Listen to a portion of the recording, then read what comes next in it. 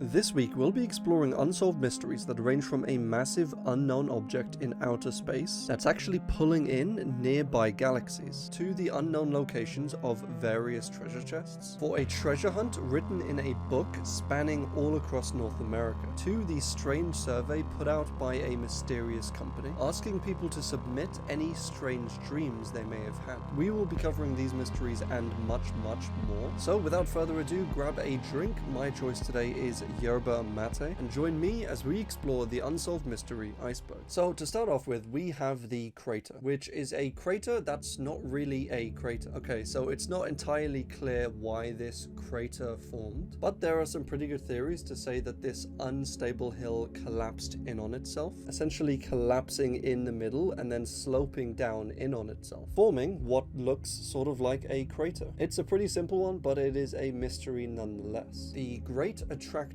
So this is an image of the entire near-infrared sky, and we are somewhere here, and that is a lot of stuff. Some of these little areas and clusters contain thousands of galaxies in every little dot that we can see on this map, and that's just galaxies. Within many of these galaxies you have hundreds of millions of stars, and each star has its own solar system of planets, and each planet has its own unique dog breed. So the Great Attractor is something that we can't currently see. We can observe the effects that the Great Attractor is having on nearby galaxies, pulling them in, making them recede away from us, and the equations combined with these observations show that there is some sort of supermassive object roughly in that area causing this great attraction. And the reason we can't see it is because it lies behind something called the zone of avoidance. Now, if you'll imagine my fingers as objects in outer space, from one angle you can see all of the objects quite clearly, as they're not really blocking each other, and you can even see past them through to strange objects in the background. But when our viewing angle changes, the objects in the back are actually blocked by the objects in the front, and so you can't clearly observe the ones at the back, and you can't observe anything much past these objects. And this is what we basically deal with while looking out into space. If you imagine that our galaxy is a disk filled with stuff in this direction, then when we look this way or this way, everything is fairly clear. But if we're here and we try and look through the entire density of the Milky Way to see what's on the other side, the Milky Way itself actually blocks our view, and the area of the sky that is actually blocked by the Milky Way itself is called the zone of avoidance. And this is where the mysterious Great Attractor hangs out, just sitting there,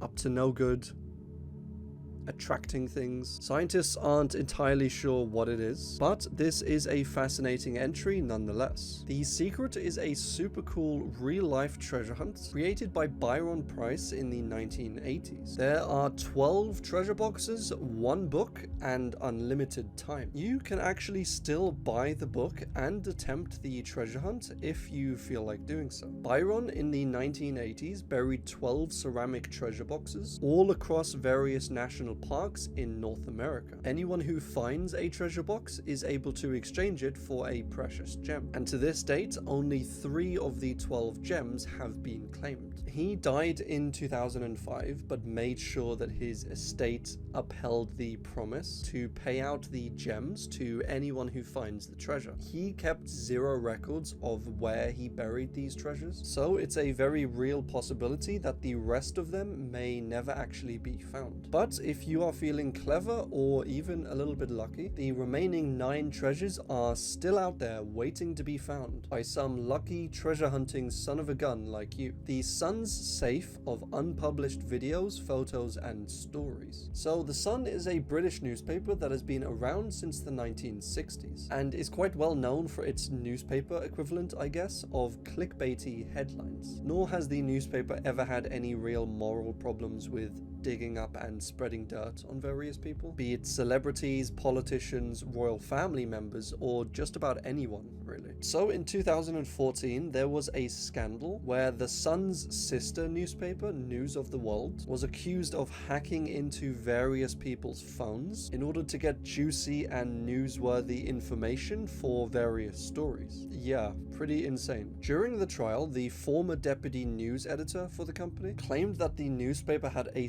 7-foot safe filled with over 30 years of unpublished photos, videos, and stories about people. And he said that these stories were confidential, but often featured members of parliament, celebrities, and even royal family members. He said that while the stuff in the safe hadn't actually been published, it was jaw-dropping. In 2015, there was a story released of the late Queen Elizabeth II giving a certain salute in the 1930s as a child. This video was likely held in the safe for years until it was deemed the right time to release it. So the question is, what other stories, photos, and videos are in this 7-foot safe of secrets? Nobody outside of that tight circle of confidentiality actually knows, but it is likely some pretty bad stuff on many people. Timmothy Pitzen is a boy who went missing in 2011 Colorado. He was 6 years old at the time, and his mother had actually taken him out of school and spent the next 2 days visiting various places such as resorts and zoos. Then, days later, the police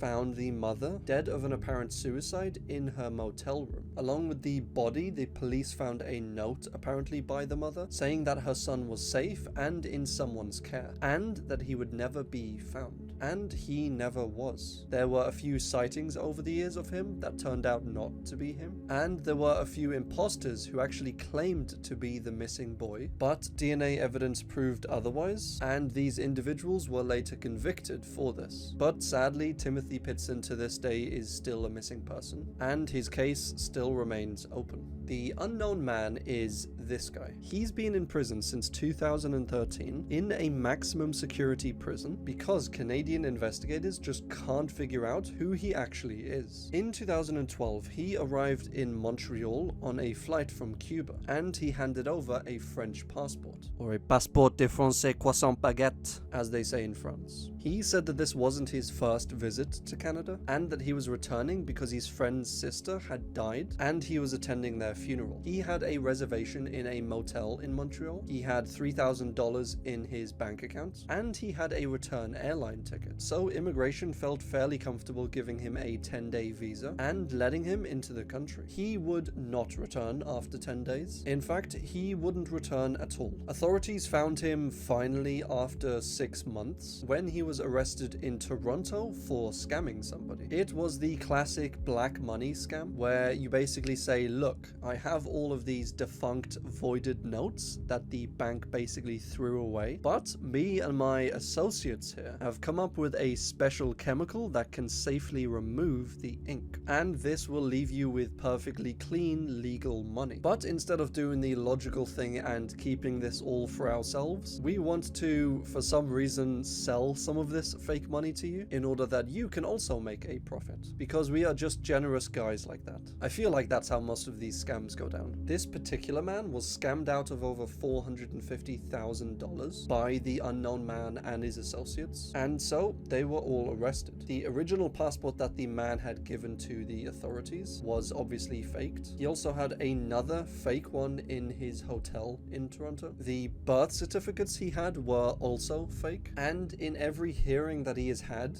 every chance he's had to give his side of the story over, he just basically tells them to go fuck themselves and says that they are illegally imprisoning him here and that he wants to be let free. The problem is, though, authorities don't want to release him back into Canada on account of them not knowing who he is and him being a criminal, and they would love to deport him if only they knew where he actually came from, as you can't just deport someone to a random country. He says he is from France, but the French say that he is not, and they believe that he is instead from Cameroon. But until he decides to cooperate, he will likely spend his foreseeable future behind bars. The West Mesa bone collector is a reference to the murders and burials of 11 women found in 2009 Albuquerque. The women were buried in an arroyo bank on Albuquerque's West Mesa by an unknown assailant. Eerily enough, on Google Maps, you could actually see the patches of disturbed soil and tire marks around the buried bodies between 2003 and 2005. By By 2006, building development had moved into the area, and plans were soon started for a development to be built over the entire area, on top of these unknown at the time graves. In the 2008 housing bubble collapse, all the development was stopped, and due to neighbors complaining about flooding in the area, the developer built a wall to channel the floodwaters, and while building this wall, he inadvertently exposed the bones and burials to the surface. But they weren't yet discovered until a year later, when a woman who was walking her dog found one of these bones and reported it to the police. They then searched the immediate area and found the remains of all 11 women. They were between the ages of 15 and 32, most were Hispanic, and most were involved in drugs or sex work. There were a few theories and suspects for these murders, from obviously something like a single serial killer to a human/drug/sex trafficking ring. And although there have been a few strong suspects, no one has yet been charged for these killings.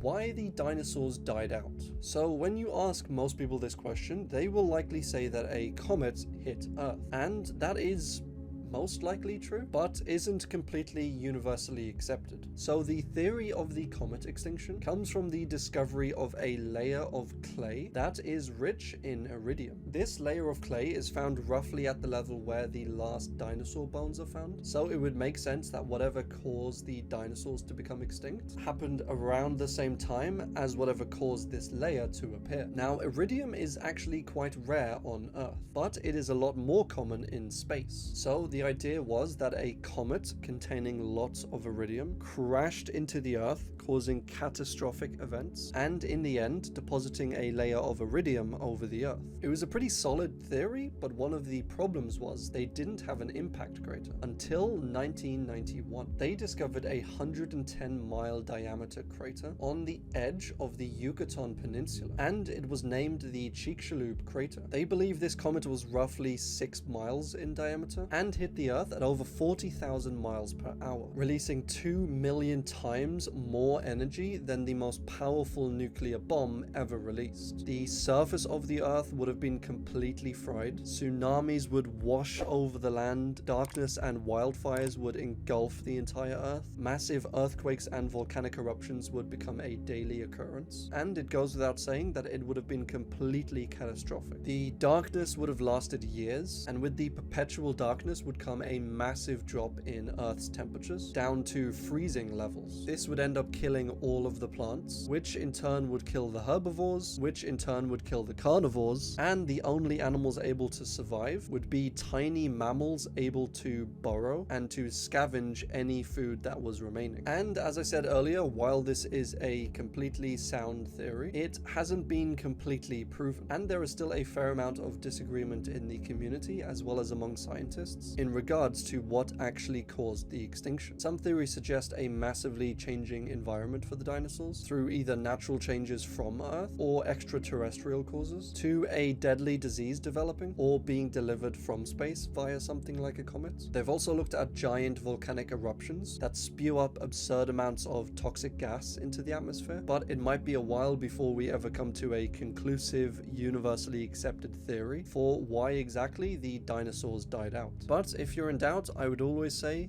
go with aliens. Just a quick word from our sponsor, guys, who is me. If you are enjoying this video and would like to see more of them, do hit the subscribe button and notification bell, as it is the best way I know for you to be alerted when I release a new video. I do weekly videos here exploring many things, from murders and disappearances, ancient artifacts, to historical, scientific, and space mysteries. So if that sounds like your cup of tea, do hit the subscribe button and the notification bell, and poke the like button if you are feeling a little pokey today, and let me know what you are drinking in the comments below. But for now, let's get back to the video. William Tyrrell was a 3-year-old Australian boy who disappeared from his foster grandmother's home in 2014. This photo was taken just minutes before he disappeared, and $1 million is being offered for the recovery of William. The authorities now sadly believe that William is dead, and since 2021 have treated William's foster mother and foster grandmother as people of interest in the case. One scenario that they are considering haunting involves William having fallen off the balcony of the property, and then his death being covered up and his body disposed of. In 2003, the police recommended charges against William's foster mother for perverting the course of justice and interfering with a corpse. The story was William and his sister were playing hide and seek in both the front and the backyards of the house. The foster mother went inside to make a tea, and then, after not hearing from him for 5 minutes, she started to get worried. They apparently began searching the house and then went door to door to the neighbors asking if anyone had seen him. And then, when William still hadn't turned up, they called the police. Hundreds of police and community members started multiple searches, and they ran them seemingly all day and all night looking for William, but nothing turned up. Motorcycles were brought in, helicopters, sniffing dogs, and while they did manage to find William's scent, it was all confined to the property of the grandmother. There have been a few minor leads proposed and pursued over the years, but nothing concrete, and sadly to this day the whereabouts of William Tyrrell is still a mystery. The Woods Devil is super creepy. I mean, just look at this thing. It is a creature or group of creatures that has roamed around the hills and woodlands of Coos County, New Hampshire. They are skinny Sasquatch-like creatures, described as being around 7 to 9 feet tall, with shaggy tan grey hair. One unique, unusual, creepy behavior from the Wood Devils is that they will stand completely straight up behind a tree in order to hide when they sense that a human is coming. They will stay standing like this until the coast is clear. If there are no trees or cover nearby, the Woods Devil will still stand completely upright and completely still. Super creepy. Hikers have also heard the screams of these creatures echoing through the hollows of Coos County, and whether they are a subspecies of Bigfoot or a different type of creature all on their own is anybody's guess. The cheerleader in the trunk was an unidentified woman found dead in a footlocker in 1982. This was in Maryland, and she had been dead for between a few months and 10 years, and she was aged somewhere between 17 and 27 years old. They thought that it was likely that she was into gymnastics or cheerleading, hence the name of the cheerleader in the trunk. Cindy James was a very strange, peculiar case of a Canadian nurse who went missing in British Columbia in 1989. Only 2 weeks later, hogtied with a nylon stocking wrapped around her throat, and despite this gruesome situation, she was actually determined to have died from a drug overdose, more specifically morphine, diazepam, and flurazepam. Her death had seemingly been the culmination of many reports of stalking, harassment, vandalism, and home invasions on Cindy by an unknown assailant, all of which happened over the last 7 years. Now, this is where things and theories start to get a little weird. She had always been documented as having depression and severely self-destructive thoughts, and authorities over the years came to believe that she had for some reason fabricated a lot of these stalking and harassment claims, and that in the end she had actually faked her suicide and disguised it as a kidnapping and murder. So over the last 7 years, Cindy was constantly reporting all of these things, and when police showed up every time, they would notice just something a little off about the report. It was never anything major, so they were never actually able to expressly confirm that she had been making these up. But for instance, when Cindy had reported that a man had broken into her house and started a fire in her bathroom, they were not able to find any evidence of this man, and in fact found some evidence that pointed to Cindy actually having started these fires herself. There were many other instances like this involving Cindy being kidnapped and drugged, and then being found in a ditch somewhere with rope around her, high as a kite, with no memory of what happened. But there was never any evidence of anyone else there, or of anyone else actually having a hand in what happened to her. And when she eventually died, tied up and drugged, there was a divided belief on whether this was all the work of a sick individual that actually kidnapped Cindy, tied her up and forced her to overdose, or if it was just another more extreme act by Cindy as a cry for help or cry for attention or what have you. No one was ever convicted for any of the previous crimes that she reported or for her murder, and a jury for the case 1 year after Cindy's death said that her cause of death, whether suicidal, homicidal or accidental, was undecided. And that is where the case of Cindy James currently sits. Room 1046. A man named Artemis Ogletree had a 2-day stay in this hotel in room 1046. He was acting rather strangely over these 2 days, and then his final hours in the hotel was met with a deadly outcome. So Artemis's stay was filled with some oddities, shall we say. There were multiple times over the 2 days where cleaning ladies either went into the room or just simply knocked on the door and saw or heard multiple people, men, women, laughing, shouting, even whispering. Sometimes a cleaning lady would come into the room and Artemis seemed to be getting ready to go out. He would get fully dressed and then tell the cleaning lady to leave the door unlocked when she left. Then he would leave the room, apparently leaving the hotel, but one time when a cleaning lady forgot something and had to come back in a few minutes later, Artemis was somehow back in the room, fully clothed, lying in bed, with the lights off and the curtains drawn except for a small lamp. He also had various communications with someone only known as Don. For instance, one time there was a note on his bedside table: "Don, I will be back in 15 minutes. Wait." And one time a cleaning lady knocked on the door to deliver fresh towels, and a man in a loud, deep voice, not Ogletree's, basically told her to go away. Now, could this have been Don? It could have been, but we're not really sure. So on the final day, one of these switchboard operators was trying to make a wake-up call to room 1046 when she noticed that the phone was actually off the hook. So someone went up to check on the room, and the room was locked with a do not disturb sign hanging from the doorknob. After shouting through the door, Ogletree told the member of staff to enter, but they didn't have a key at the time, so they just told Ogletree to put the phone back on the hook, and they left. Then, roughly an hour later, another member of staff went up to the room, and this time he had a key. Ogletree was lying in bed with the curtains closed, completely in the dark. He was completely naked and wasn't moving at all. The staff member noticed some dark patches on the bed, which later turned out to be blood, but the staff member didn't realize that at the time. He noticed that the phone was now on the floor and just assumed Ogletree was drunk and passed out. So he picked the phone up, put it back on the hook, and left the room. A few hours after this, a member of staff went up to the room again, as the phone was once again off the hook and being on the hook.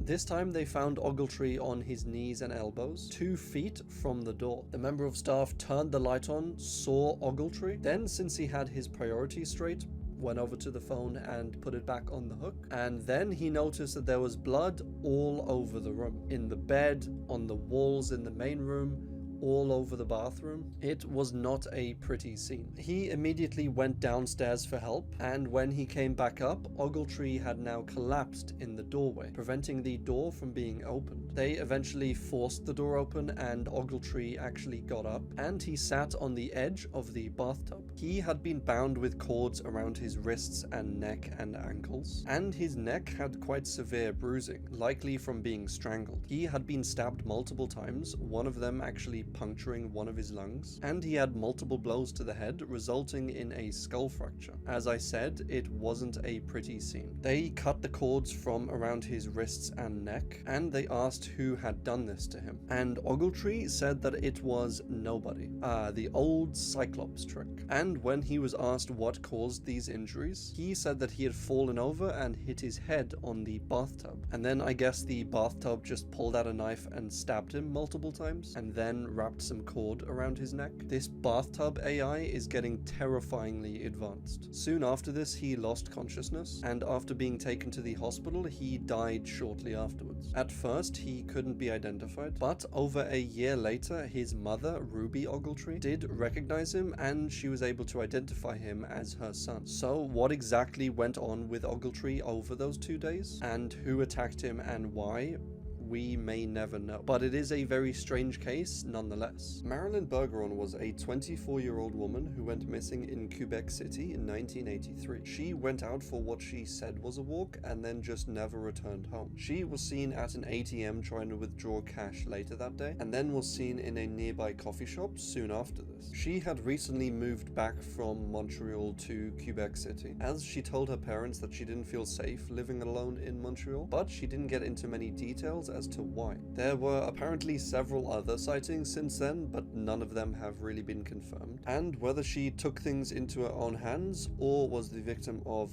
foul play of some sort, we may never know. So this was this really messed up case of this kid who was taken from his family home and drowned in a nearby river for seemingly unknown reasons. Between 1981 and 1984, the family received multiple anonymous threatening letters and phone calls from a man threatening revenge on the father, Jean-Marie, for unknown reasons. And on this fateful day, Grégory's mother reported him missing to the police, as she noticed that he was no longer playing in their front yard where she had last seen him. Then, around 30 minutes later, Grégory's uncle received an anonymous phone call saying that Grégory had been thrown into the Vallon River. And later that evening, Grégory was found with his hands and feet bound and a hat pulled over his head, dead in the river. The next day, the family received a letter saying that I have taken vengeance. So things in this one start to get pretty wild pretty quickly. A man named Bernard Laroche was implemented in the murder by handwriting experts and by a statement from Laroche's sister-in-law. He was taken into custody but denied any part in the killing or in the writing of any of the letters. And the sister-in-law later recanted her statement, as she said that it was coerced by the police. But still, the father, Jean-Marie, vowed that he would kill Laroche, and he said this in front of reporters. And a month later, he actually followed up on it, shooting Laroche dead as he was leaving his workplace. He was convicted of murdering Laroche and served a grand total of 2.5 years for it. Then, handwriting experts identified Grégory's mother, Christine, as the likely author of the anonymous letters. Who are these handwriting experts? And soon after, Christine was charged with murdering Grégory, and she was arrested. She was pregnant at the time and went on an 11-day hunger strike until she was finally freed, with the court citing flimsy evidence and no real motive. The case was reopened in 2000 with new DNA tests being done, but these tests, as well as further tests done in 2008 and 2013, all proved inconclusive. And that's basically as far as this case got.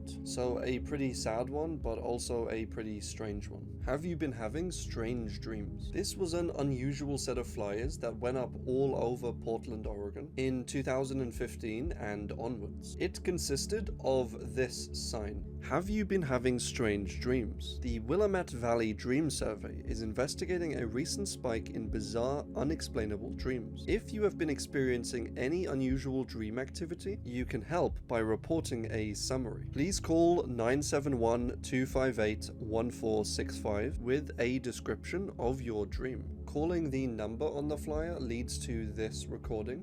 Thank you for calling the Willamette Valley Dream Survey. Please leave a detailed account of your dream after the tone. Transcripts or audio from your report may be duplicated in other media.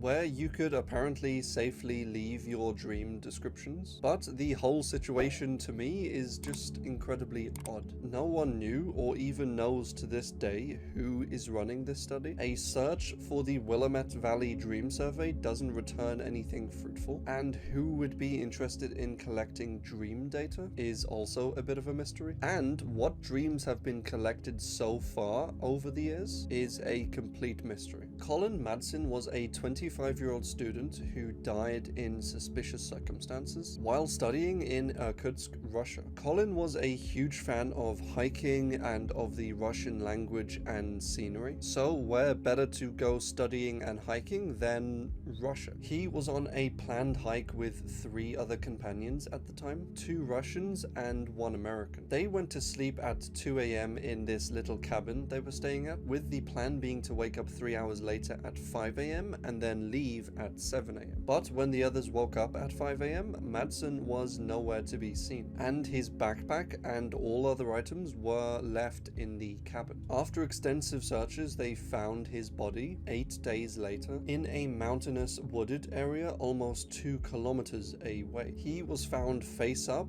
lying under a large tree, with multiple visible cuts and abrasions all over his body. The local Russian investigation concluded his cause of death death to be hypothermia, and said that he was high at the time, wandered out of the cabin in the middle of the night, got lost and locked out somehow, and then died of hypothermia. But when Colin's mother sent the autopsy to an independent lab, they said that in their opinion, foul play was likely involved. But the US government refused to push the Russian government any further on the investigation, and so Russia didn't reopen the case. There are many theories as to what really happened, from a ritualistic killing to a group of criminals attacking Colin to something done by the Secret Service, but until the case is reopened and reinvestigation is started, we will likely never get to the bottom of it. Natalee Holloway was an 18-year-old girl who went missing in Aruba, in the Caribbean in 2005. She was supposed to fly home on the 30th of May, but when she failed to turn up for her flight, a missing persons investigation was started. Natalee was last seen by her classmates outside of a restaurant, Carlos and Charlie's, and she was in a car with local residents Joanne Vandersloot and brothers Deepak and Satish Kalpo. So the three men were obviously questioned, and they said that on that night they dropped Natalee off at her hotel, and that was the last that any of them saw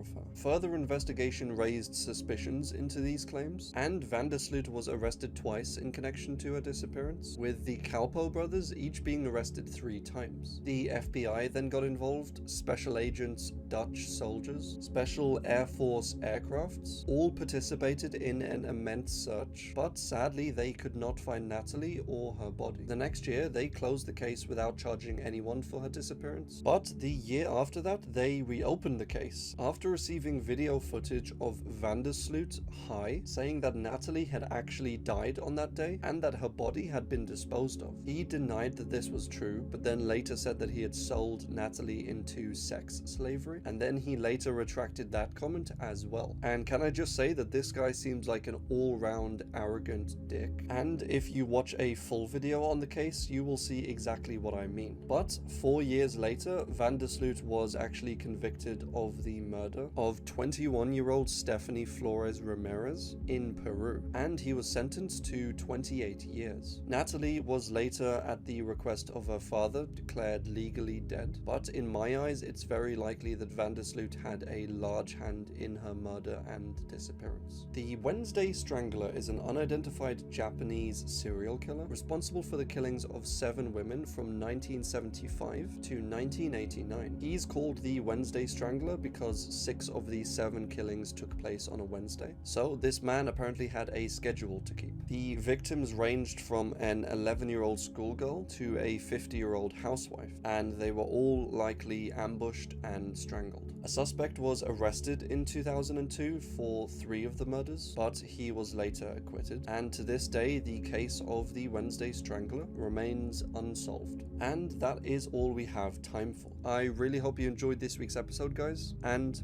as always, thanks for watching.